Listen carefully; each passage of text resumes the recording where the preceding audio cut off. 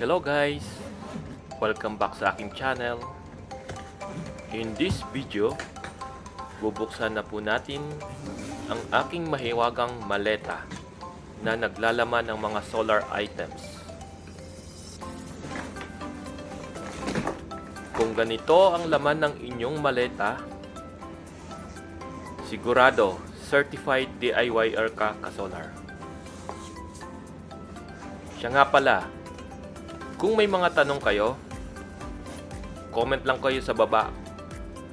Pagtutulungan natin yan guys, upang sa ganon, masagot natin ang ng tama at hindi haka-haka lamang. Watch nyo lang yung mga susunod nating video about solar, electrical, at pwedeng i-DIY. Pag may gusto kayong content, comment down below para maitapik natin sa mga susunod na mga videos. At siya nga pala, sa susunod ay i-unbox natin ang mga gagamitin ko sa solar setup, katulad ng SSC or yung tinatawag nilang solar charge controller, at yung mga iba pang gamit katulad ng breaker, power inverter. Ituturo ko din sa inyo yung diagram para sa small setup at yung mga sizing ng wire, size ng breaker at solar panel. Pipilitin natin guys na maintindihan ang connection sa mga kapwa nating magdi-DIY ng solar. Kahit mag-umpasa muna tayo sa maliliit hanggang sa umabot tayo doon sa tinatawag nilang grid tie or hybrid na setup.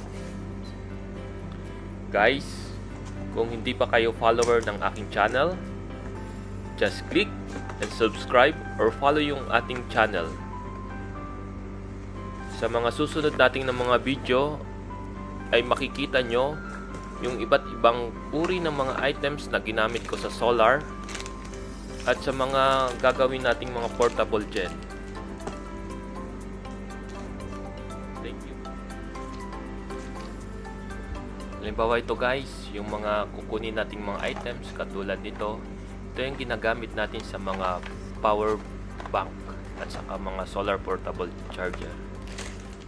At ito naman ay isa pang sa solar portable solar gen.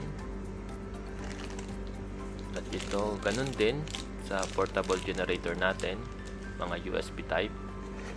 At itong terminal block, ito yung gagamitin natin dun sa small setup para hindi na tayo mag-determinate or mag-splicing ng mga wiring dun sa battery.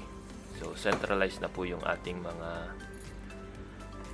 wiring papunta ng power bank, power inverter. At ito yung gagamitin ko mga power supply para sa 12 volts from AC to DC. And then ito yung small setup natin, yung SSC natin na SRNE MC series po yan. At ito yung kanyang accessories, yung parang display niya kasi wala po yung display. Unbox po natin yan.